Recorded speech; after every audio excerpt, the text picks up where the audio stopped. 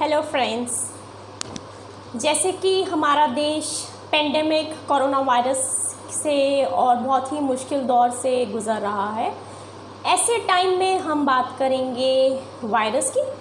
जैसे कि मैंने अपनी पिछली कुछ वीडियोस में आप लोगों को बताया था कि किस तरीके से वायरस आप सब लोगों को हानि पहुंचा सकता है, उसी प्रकार अगर आप अपने इम्यून सिस्टम को अच्छा और स्ट्रॉन्ग रखेंगे तो वायरस आपके पास आने से दूर रहेगा और वायरस आपके पास नहीं आएगा। अब मैंने आप लोगों को बताया था कि इम्यून सिस्टम स्ट्रॉन्ग करने के लिए बहुत सारी चीज़ें होती हैं, जैसे कि vitamin D, vitamin B, vitamin A, vitamin E, zinc, manganese, iron. अब इन सब चीज़ों के साथ साथ एक्सरसाइजेस, रेस्ट यानी स्लीप, हमारा फिट रहना, हेल्दी लाइफस्टाइल और हेल्दी न्यूट्रिशन बहुत ही ज़्यादा इम्पॉर्टेंट है। अब आज हम इस टॉपिक पे बात करने वाले हैं कि कौन कौन सी ऐसी चीज़ें हैं जो हमारे इम्यून सिस्टम को ख़राब करती हैं।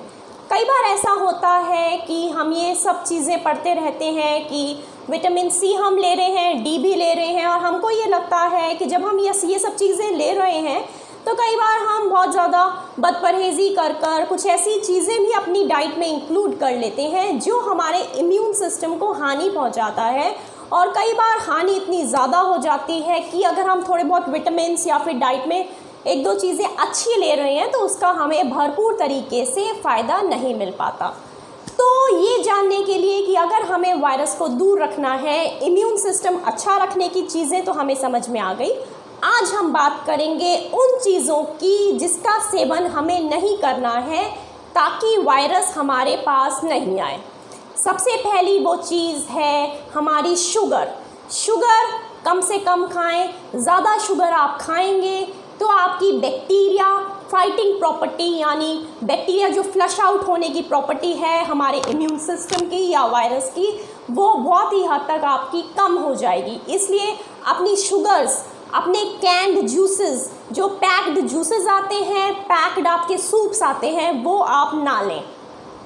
किसी भी फॉर्म में शुगर आप ज़्यादा ना लें। स्ट्रॉबेरी ज़्यादा ना खाएं। स्ट्रॉबेरीज आप ज़्यादा ना खाएं। आइसक्रीम्स इंस्टेंटली शुगर को बढ़ाती हैं, तो आइसक्रीम्स इन दिनों में जब वायरस बैक्टीरिया ज़्यादा फैल रहा है तो प्लीज़ आप लोग आइसक्रीम्स का सेवन ना करें। कोल्ड ड्रिंक्स ना लें। कोल्ड बेवरेजेस में शुगर होती है, so kindly avoid cold drinks. Caffeine यानी कॉफ़ी, बहुत से लोग अपनी दिन की शुरुआत कॉफ़ी से करते हैं, लेकिन 1 या 2 कप से ज़्यादा कैफीन का सेवन ना करें। कोशिश करें कि एंटीऑक्सीडेंट्स वाली ग्रीन टी लें, गार्लिक टी लें, लेमन टी लें, जिंजर टी लें। पिकल्स में बहुत ज़्यादा सोडियम होता है, बहुत ज़्यादा उसमें मसाले होते हैं और उसमें एक्स्ट्रा कार्ब्स होती हैं। So try to avoid pickles during this pandemic. इसके साथ साथ आपको बाहर का जंक फूड अवॉइड करना है। Try to avoid the junk food. Yoghurt अगर आप ले रहे हैं तो चेक करके लें कि प्रोबायोटिक्स हमारे इम्यून सिस्टम को अच्छा रखता है, तो प्रोबायोटिक्स इंक्लूड करें अपनी डाइट में। प्रोबायोटिक्स के बिना भी बहुत सारे योगर्ट आ रहे हैं, उसको आप लोग अवॉइड करें। नट्स, वॉलनट्स अपनी डाइट में इंक्लूड करें। सोडा किसी भी कोल्ड ड्रिंक में या किसी भी चीज़ में ना लें। एल्कोहल ना लें जब तक ये पेंडेमिक है। स्मोकिंग ना करें। अगर आप 7 घंटे से कम सो रहे हैं तो अपनी नींद बढ़ा लें, क्योंकि कम सोने से स्ट्रेस हार्मोन कॉर्टिसोल निकलता है। 7 घंटे सो जाएंगे तो कॉर्टिसोल कम हो जाएगा और आपको स्ट्रेस कम होगा तो इम्यून सिस्टम अच्छा रहेगा। देखिए, जो एक बच्चा होता है उसका इम्यून सिस्टम उसे 6 महीने तक कम से कम वो अपनी माँ से उसे अपनी माँ के द्वारा इम्यूनिटी मिलती है। 6 महीने के बाद उसके थोड़े थोड़े सेल्स बनने शुरू होते हैं, जो उसका खुद का immune system after 6 months use होता है। उसी प्रकार कहा जाता है कि कम से कम 6 मंथ्स तक बच्चे को एक्सक्लूसिव ब्रेस्ट फीडिंग दे ताकि उसकी इम्यूनिटी बेस्ट रहे, उसे कोल्ड, वायरस, इन्फ्लुएंजा, फ्लू ना लगे।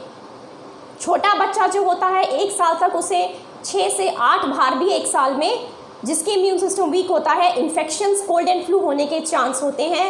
बच्चे का इम्यून सिस्टम 8 साल में कम से कम जाके पूरी तरह से बनता है।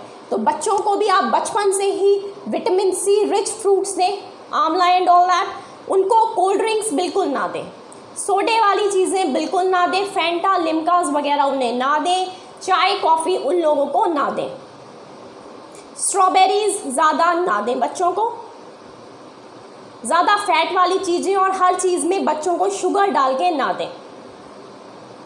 फ्राइड फूड्स भी आपको ज़्यादा ऑयली नहीं खाने हैं, उससे आपके इम्यून सिस्टम वीक होगा।